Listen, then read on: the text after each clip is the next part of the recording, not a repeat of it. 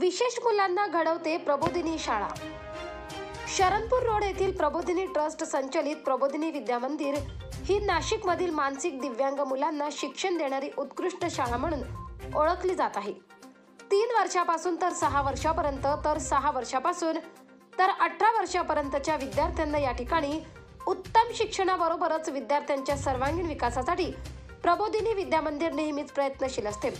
अनुभवी आणि तज्ञ शिक्षक, प्रशस्त वर्ग, मुलांसाठी टॉय लायब्ररी, दिशा प्रकल्प, शिक्षण अभ्यासक्रम, मुलांच्या आणि पालकांच्या मार्गदर्शनासाठी मानसशास्त्रज्ञ, मैदानी खेळ तसेच शिबिरांचे आयोजन, नाट्य नृत्य कौशल्यातून विद्यार्थ्यांच्या कलागुणांना व्यावसायिक प्रशिक्षण, हस्तव्यवसाय शिक्षण, गृहशास्त्र, मुलांना ने-आण करण्यासाठी बस सुविधा अशा सर्व सुविधांनी परिपूर्ण असे हे प्रबोधिनी विद्या मंदिर आहे।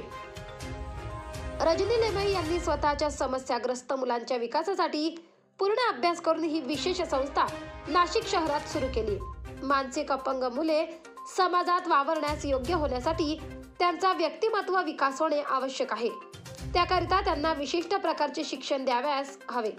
हे ध्यानात घेऊन असे शिक्षण देण्यासाठी विशेष व्यवस्था असलेली संस्था 1 जानेवारी 1977 रोजी सुरू झाली।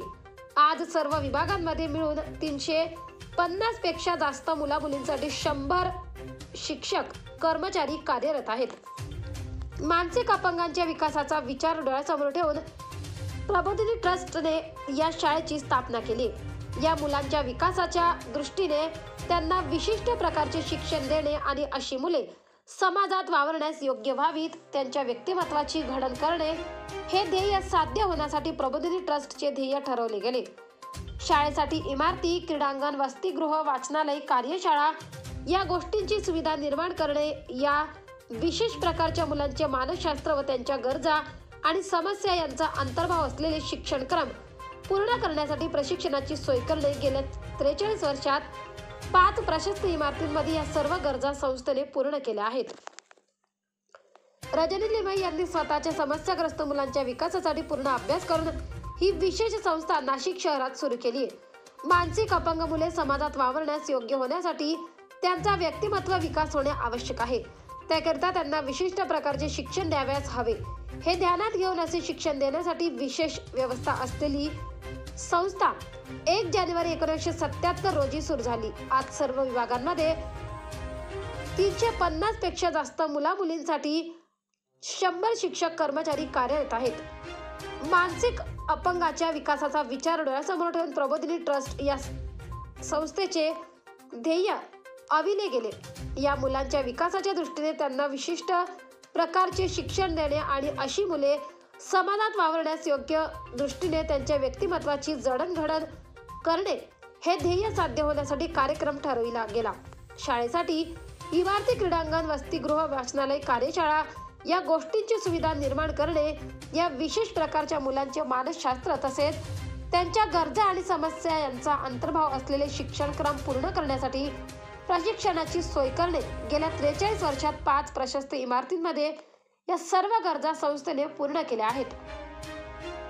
रोहिणी ढवळे अध्यक्षा, डॉक्टर दिलीप भगत उपाध्यक्ष, गीतांजली संजय हत्तंगडी उपाध्यक्ष, श्री रमेश नरहर वैद्य सचिव, शलाका श्री पंडित उपसचिव, श्रीमती पूनम यादव खजिनदार, श्रीमान डॉक्टर शिरीष सुळे सदस्य, श्रीमती अनुराधा जोशी सदस्य, सौ पल्लवी प्रदीप जयवंत सदस्य, सौ सुजाता भास्कर बिल्लाडे सदस्य, सौ उमा सूर्यनारायण सदस्य हे कार्यकारी मंडळ या सर्व मुलांच्या शिक्षणासाठी आणि त्यांना घडवण्यासाठी विशेष सहकार्य करत आहे।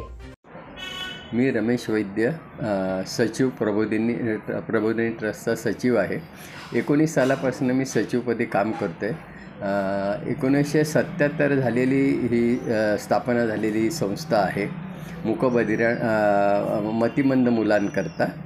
लिमईबाईंनी ही संस्था स्थापन केली, माननीय लिमईबाईंनी।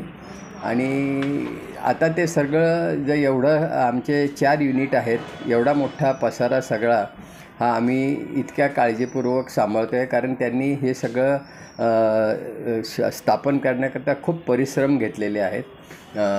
शाळा आहे, आमचं वसतिगृह आहे, त्याच्यानंतर एक कार्यशाळा आहे, वर्कशॉप आहे, या सगळ्या ठिकाणी आमची कामं चालतात, वेगवेगळ्या प्रकारची वर्कशॉपला. आणि इथे दोन्ही शाळांमध्ये मुलांना सगळं बेसिक ट्रेनिंग दिलं जातं. रोजच्या उपयोगात त्यांना त्यांच्या रोजच्या जीवनामध्ये काय काय गोष्टी त्यांनी करायच्या असतात वगैरे हे सगळं तिथे त्यांना शिकवलं जातं.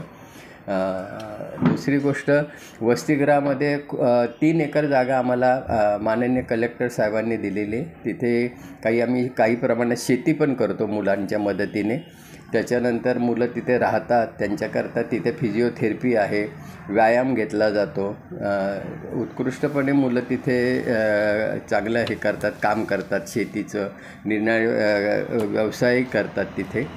आणि आतापर्यंत जवळजवळ आम्ही 20-25 मुलांना आमच्या कार्यशाळेमध्ये तयार झालेल्या मुलांना इंजिनिअरिंग कंपन्यांमध्ये नोकरीला लावलेलं आहे. त्यांचं पुनर्वसन पण केलेलं आहे. आणि अशा प्रकारे आम्ही हे कार्य करतो. परंतु हे जे आहे की याच्याकरता खूप आर्थिक मदत, नंतर मनुष्यबळ लागतं. दानशूर व्यक्ती आम्हाला देणग्या देतात, त्यांच्या मदतीने आम्ही हे सगळं हा रथ आम्ही पुढे नेतो आहोत. माझं नाव श्री रमेश वामन वनीस, मुख्याध्यापक, प्रबोधिनी विद्या मंदिर, नाशिक, दिव्यांग मुलांची शाळा. मला 32 वर्ष झालेली आहेत. मी ट्रेनिंग जय वकील स्कूल मुंबई येथे पेसेल बीएड केलेलं आहे. आणि या शाळेच्या संस्थापिका सौ रजनीताई लिमये यांनी 1 जानेवारी 1977 साली प्रबोधिनी विद्या मंदिरची स्थापना केली. आज या शाळेमध्ये जवळजवळ 350 विद्यार्थी आमच्या चारही विभागात दिव्यांग शिक्षणाचा लाभ घेत आहेत. दरवर्षाप्रमाणे विद्यार्थ्यांना आमच्याकडे सहलीचं नियोजन केलं जातं. वर्षातनं 2 मोठ्या सहली काढल्या जातात. मुलांचा अकॅडमी अभ्यासक्रम वगैरे यांना नसतो, इतिहास, भूगोल, नागरिकशास्त्र नसतो, परंतु यांच्या जीवन जगण्याचं कौशल्य, यांना पुनर्वसन आणि यांना व्यवहारिक ज्ञान कसं प्राप्त होईल याच्यावर त्यांचं मानसिक वय आणि शारीरिक वय आणि बुद्ध्यांक याच्यावर त्यांचा अभ्यासक्रम ठरवलेला असतो. आज चित्रकला, हस्तकला, शिवण ह्या विषय हे देखील विषय त्यांना शिकवले जातात. मुलांच्या वेगवेगळ्या स्पर्धा घेतल्या जातात. डान्स, ड्रामा, नृत्य, खेळ या ठिकाणी इत्यादी खेळ इत्यादी शिक्षण आमच्या शाळेमध्ये मुलांना शिकवलं जातं. आणि आज आमची मुलं कला संस्कृती संचालनालय यांच्यातर्फे ज्या नाट्यस्पर्धा होतात त्या ठिकाणी आमची मुलं सहभाग घेतात. आणि नॉर्मल मुलांच्या बरोबरीने सहभाग घेऊन गेल्या वर्षी आमच्या शाळेतील विद्यार्थ्यांना 1 लाखाचं बक्षीस मिळालेलं आहे. या संस्थेत 2015-16मध्ये फुले शाहू आंबेडकर शासनाचा 15 लाखाचा पुरस्कार मिळालेला आहे. तसेच या ठिकाणी मुलांना बौद्धिक कौशल्य म्हणजे मुलांना लिहिता आलं पाहिजे, वाचता आलं पाहिजे, अंकज्ञान आलं पाहिजे, व्यवहारिक नॉलेज आले पाहिजे आणि तो समाजात सक्षम कसा होईल, स्वतःच्या पायावर कसा उभा राहील यासाठी आमचे सर्व शिक्षक त्यांना त्यांच्याकडून त्या कृती करून घेतात, त्यांना शिक्षण देत राहतात. तसेच आमच्या शाळेमध्ये पालकांची पालक सभा घेतली जाते. मुलांकडून डान्स, नाटक असेल ते सादर केले जातात. मोठे समाजसुधारक असतील किंवा आमचे जे देणगीदार असतील किंवा आमच्या शाळेवर जे तुमच्यासारखे जे प्रेम करणारी लोकं असतात ती सहृदयी माणसं यांना निमंत्रित केले जातात.